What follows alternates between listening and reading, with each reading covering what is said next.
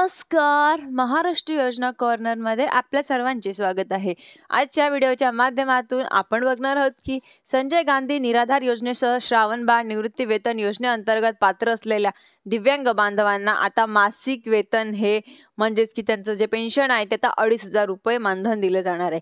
आणि यांच्या संदर्भातील एक महत्त्वपूर्ण अपडेट आपण आजच्या व्हिडिओमध्ये बघणार आहोत.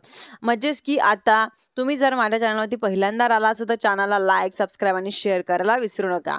चला तर तुमचा जास्त वेळ न घेता आपल्या व्हिडिओला सुरुवात करूया. राज्यातील दिव्यांग बांधवांना मासिक वेतन मानधन वाढ करण्यासाठी बच्चू कडू यांच्या माध्यमातून एक आंदोलन करण्यात आलं होतं.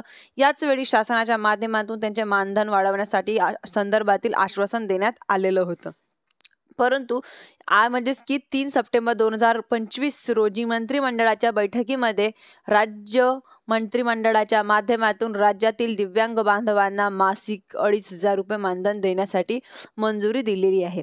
यांच्यामध्ये संजय गांधी निराधार योजनेच्या अंतर्गत पात्र असलेल्या जवळजवळ म्हणजे 4.64 लाख लाभार्थ्यांना, तर श्रावणबाळ सेवानिवृत्ती वेतन योजनेच्या अंतर्गत पात्र असलेल्या 24,000 पेक्षा जास्त लाभार्थ्यांना आता या संजय गांधी निराधार योजना व श्रावणबाळ सेवानिवृत्ती योजना म्हणजेच की दोन्ही योजनेच्या अंतर्गत 2,500 रुपयाचं मानधन दिलं जाणार आहे.